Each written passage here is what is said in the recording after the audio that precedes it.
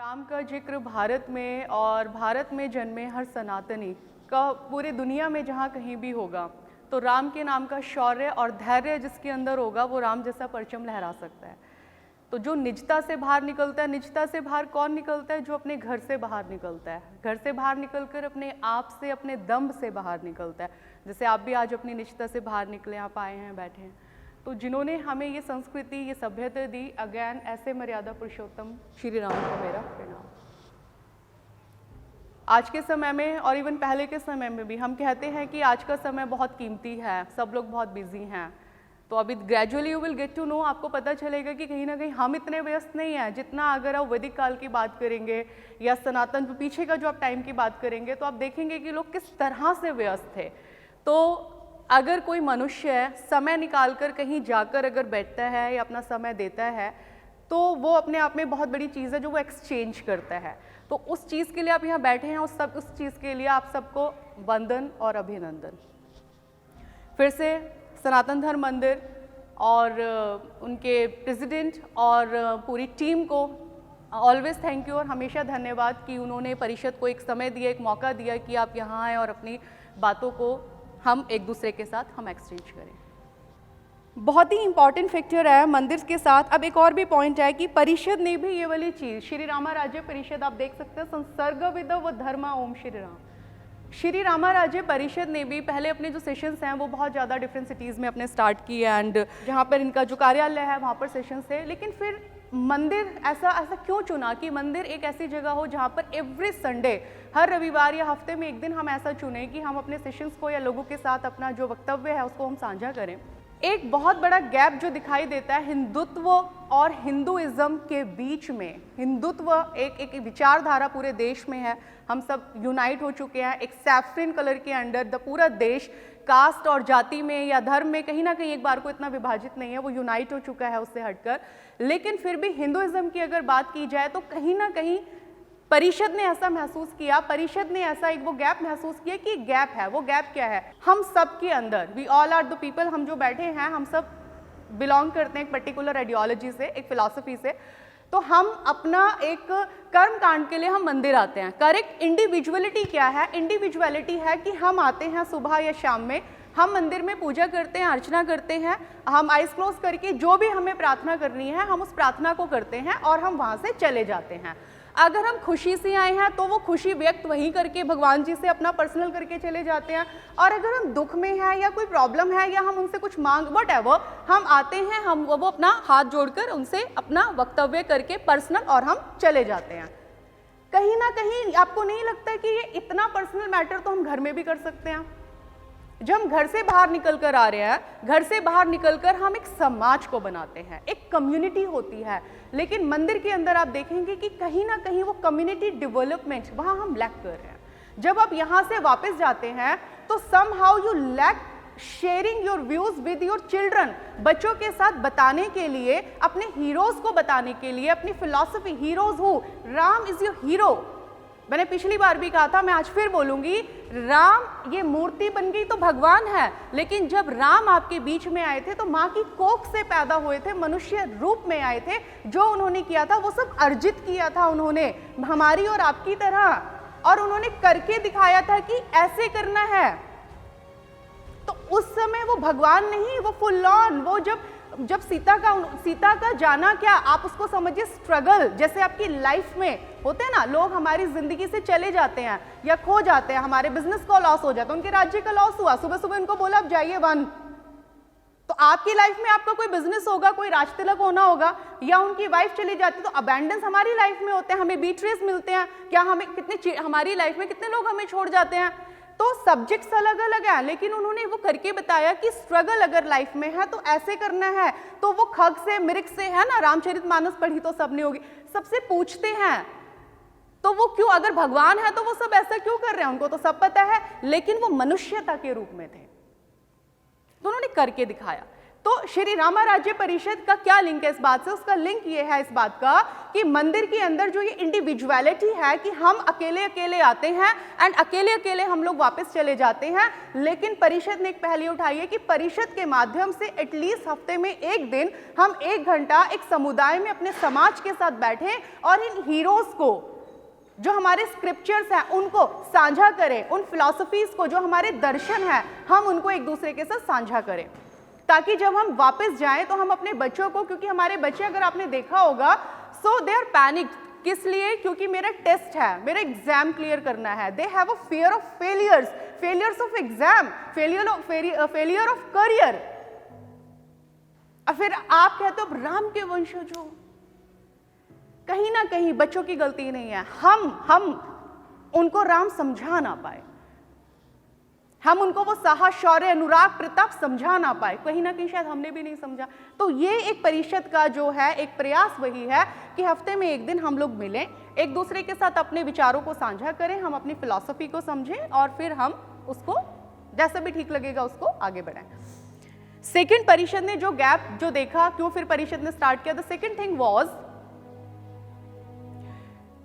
पूरे यूनिवर्स, ब्रह्मांड, पूरा यूनिवर्स, भारत की बात नहीं कर रही मैं या वर्ल्ड की बात नहीं कर रही, I am talking about the ब्रह्मांड। जो पूरा ब्रह्मांड है उसको जो समझा जाता है वो फिजिक्स के माध्यम से समझा जाता है।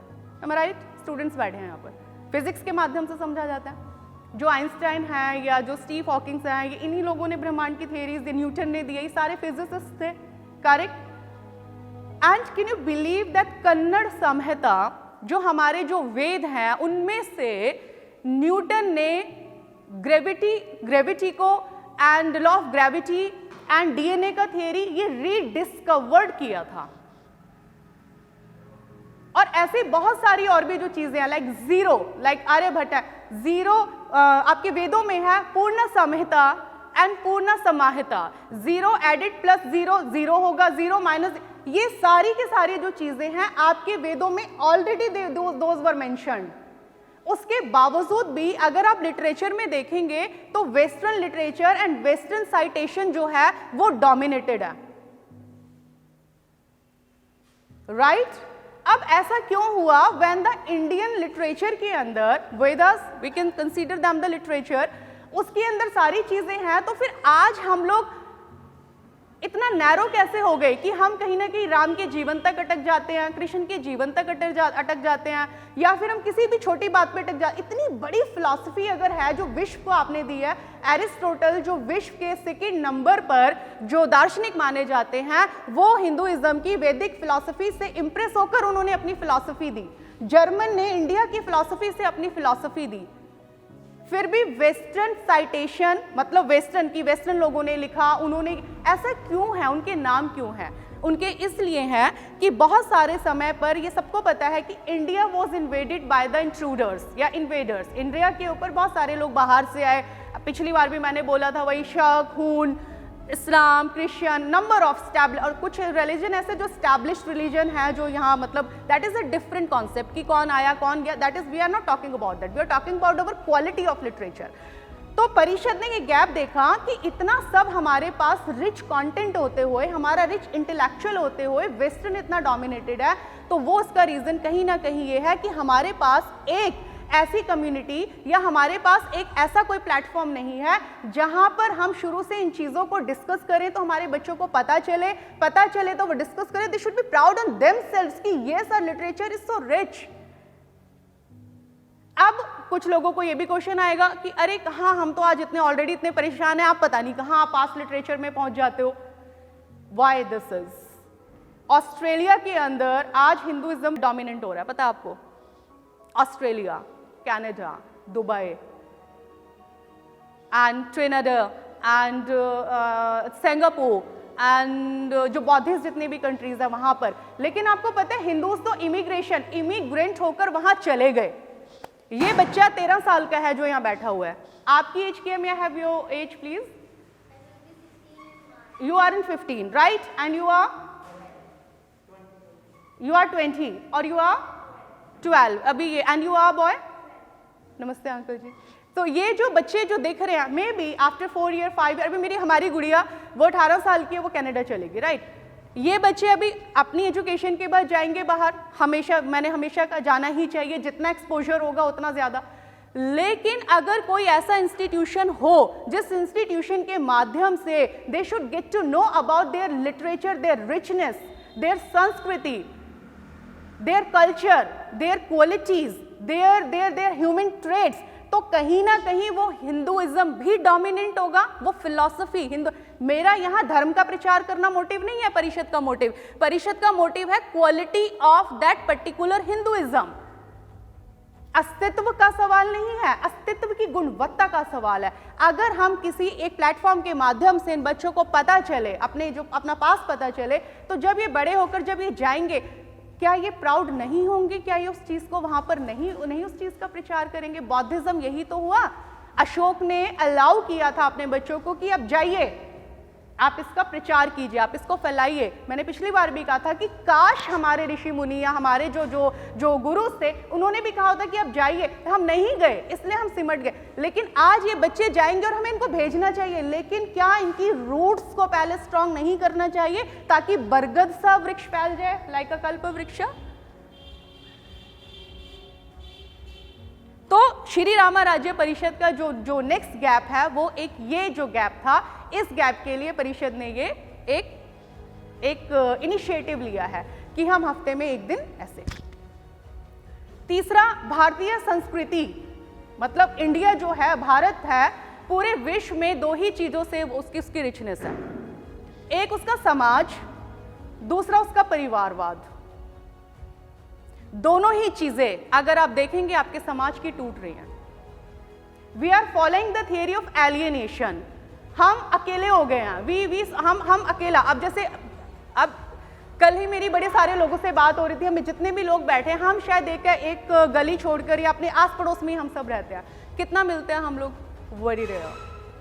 अगर मिलते हैं, पार्टीज में मिलते हैं, there is no exchange of विचारधारा, किसी विचार का वो नहीं होता। फिर हम क्या करते हैं, सोशल मीडिया के माध्यम से अगर कोई कम्युनिटी स्ट्रांग है, अगर कोई कम्युनिटी मिलती है, अगर कोई कम्युनिटी का ग्रुपिज्म है, अगर वो स्ट्रांग है, we start abusing them. They are this and we are this. वो ऐसे, वो कौन? वो आप ही के भाई बंधु हैं, लेकिन अगेन पड़ोसी से मेरा मतलब नहीं है। The point is that what we are doing. अगर कोई इकट्ठा है और आप इकट्ठे नहीं हैं, अगर मेरी अपने परिवार में अंडरस्टैंडिंग अच्छी नहीं है, तो परिवार को मैं दोष दे दूं, या फिर मैं परिवार के साथ एक अंडरस्टैंडिंग नहीं बिठा रही हूं, या मेरा कोई प्रयास नहीं है।